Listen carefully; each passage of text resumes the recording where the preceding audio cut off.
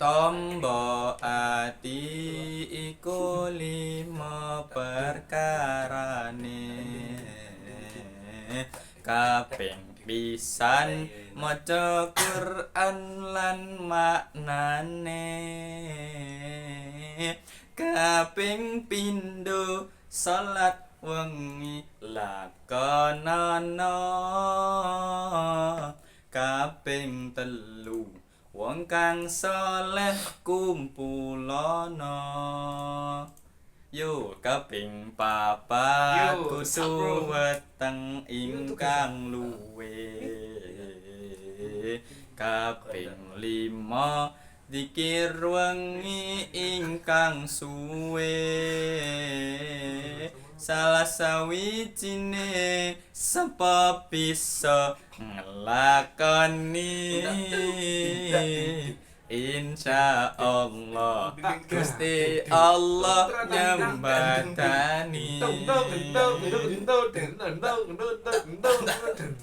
Assalamualaikum warahmatullahi wabarakatuh. Waalaikumsalam warahmatullahi wabarakatuh. Alhamdulillah.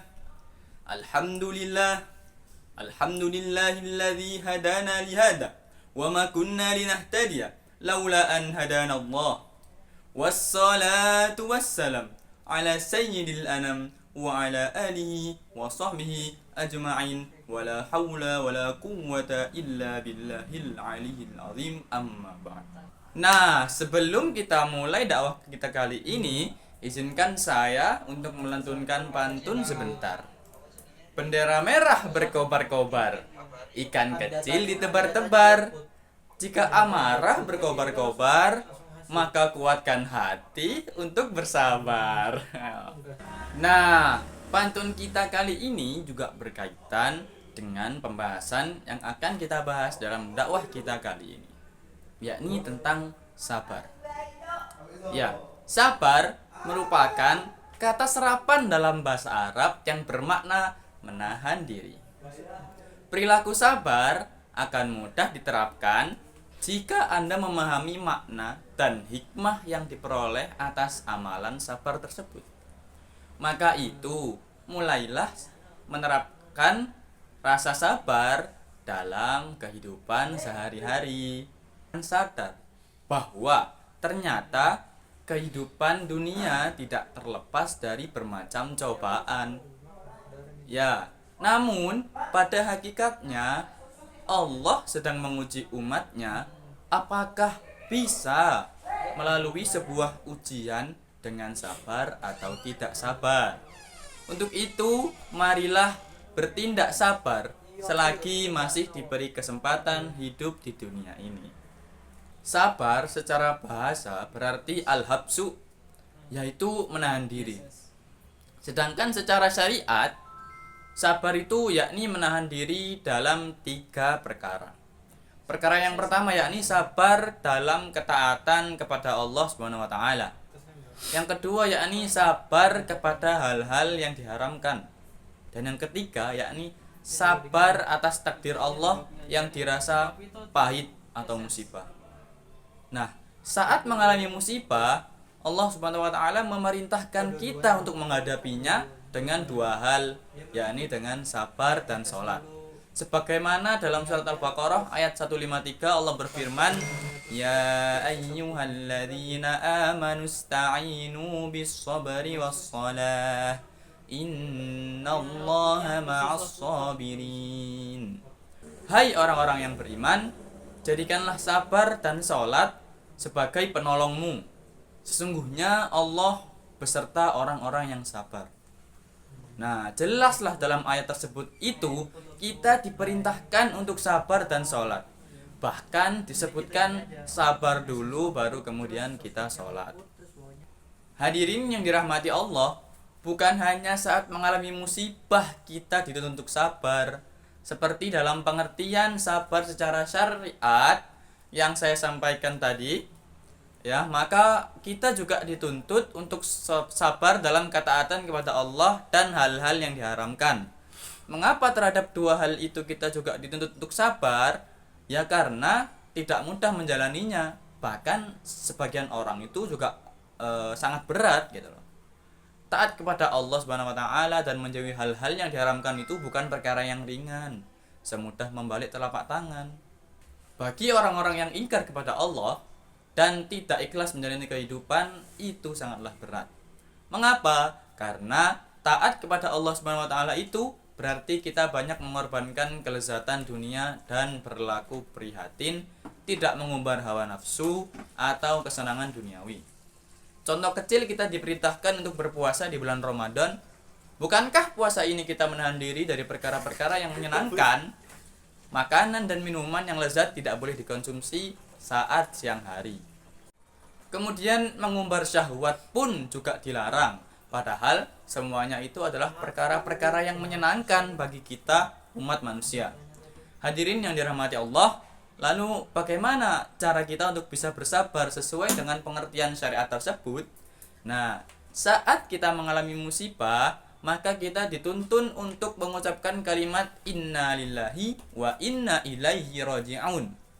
Ya, sebagaimana dalam Quran surat Al-Baqarah ayat 155, Allah Subhanahu wa taala berfirman, وَلَنَبْلُوَنَّكُمْ بِشَيْءٍ مِّنَ الْخَوْفِ وَالْجُوعِ وَنَقْصٍ مِّنَ الْأَمْوَالِ وَالْأَنفُسِ وَالثَّمَرَاتِ وَبَشِّرِ الصَّابِرِينَ الَّذِينَ إِذَا أَصَابَتْهُم مُّصِيبَةٌ قَالُوا إِنَّا لِلَّهِ وَإِنَّا إِلَيْهِ رَاجِعُونَ. Yang artinya, dan sungguh akan kami berikan cobaan kepadamu dengan sedikit ketakutan, kelaparan, dan kekurangan harta, jiwa, dan buah-buahan. Dan berikanlah berita gembira kepada orang-orang yang bersabar, yaitu orang-orang yang apabila ditimpa musibah, mereka mengucapkan inna lillahi wa inna ilaihi raji'un. Nah, dengan mengucapkan kalimat inna lillahi wa inna ilaihi raji'un, maka kita akan segera sadar bahwa segala sesuatu yang ada di dunia ini pada hakikatnya bukanlah milik kita, tapi milik Allah semata. Kemudian dalam menjalankan ketaatan kepada Allah dan menjauhi perkara-perkara yang diharamkan, maka tidak lain caranya adalah dengan ikhlas. Ya, menjalani ketaatan kepada Allah dengan ikhlas, menjauhi perkara-perkara yang diharamkan juga dengan ikhlas. Kita ikhlas bahwa semua itu adalah tuntunan dari Allah Subhanahu wa taala. Kejadian kita agar kita tidak tersesat di dunia ini dan selamat di akhirat nanti. Semua itu semata-mata kita lakukan hanya untuk mengharapkan ridho dari Allah Subhanahu wa taala. Nah, musibah yang kita alami dari Allah itu dapat berupa kehilangan orang-orang yang tercinta, harta-harta benda, mengalami bencana alam, kecelakaan, disakiti, dilukai, dan difitnah orang lain. Macam-macam musibah bisa kita alami dalam kehidupan kita ini. Atas berbagai musibah yang datang menerpa dalam hidup kita, maka kita harus meyakini bahwa semua bisa terjadi atas izin, sepengetahuan, dan kuasa Allah Subhanahu wa taala. Tidak ada satupun peristiwa terjadi di alam semesta ini tanpa diketahui oleh Allah Subhanahu wa taala. Sebagaimana Allah berfirman dalam surat Al-An'am ayat 56 yang kurang lebih artinya, dan pada sisi Allah lah kunci-kunci semua yang gaib. Tidak ada yang mengetahuinya kecuali Dia sendiri. Dan Dia mengetahui apa yang di daratan dan di lautan. Dan tiada sehelai daun pun yang gugur melainkan Dia mengetahuinya pula.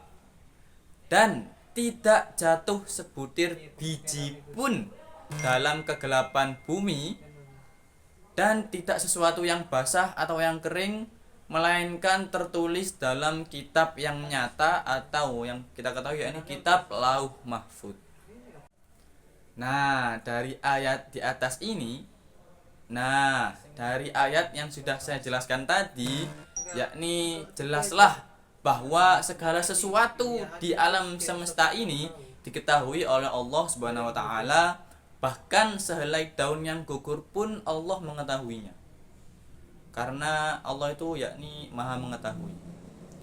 Atas dasar itulah, maka dalam menghadapi musibah kita harus bersikap sabar.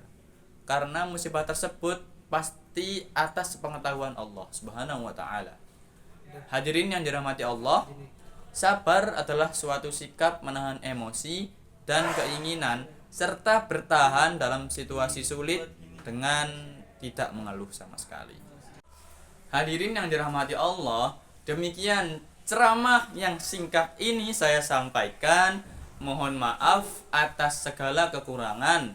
Semoga kita semua digolongkan sebagai hamba-hamba Allah yang beriman dan bertakwa serta akan mendapatkan balasan kebaikan di dunia dan di akhirat berupa jannah.